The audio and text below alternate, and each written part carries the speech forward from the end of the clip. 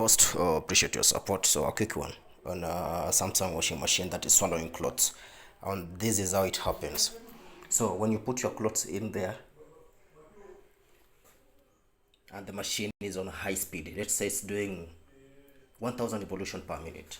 So you see this space here, this is the metallic drum and this is the rubber gasket. So when it's spinning, the clothes fall in there. Okay, so if you're lucky enough, this will come down there and then it will come through this hose. This hose is hooked here. So when you're lucky enough, it will go in there, and then you open the filter from here and you remove the piece of cloth that is in there. It's common with the socks, handkerchiefs, just the small garments. So when it's spinning, the door is closed, it's doing a high speed, the clothes drop in there, they fall in there, and then they go down here and they cause a blockage.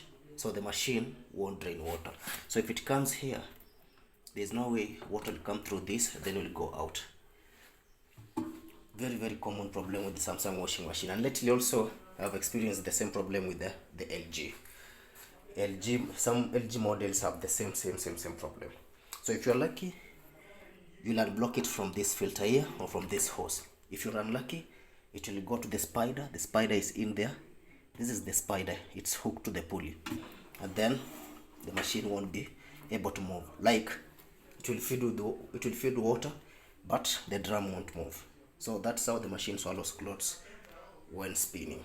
So if you're wondering where your socks are in there. Don't play yourself.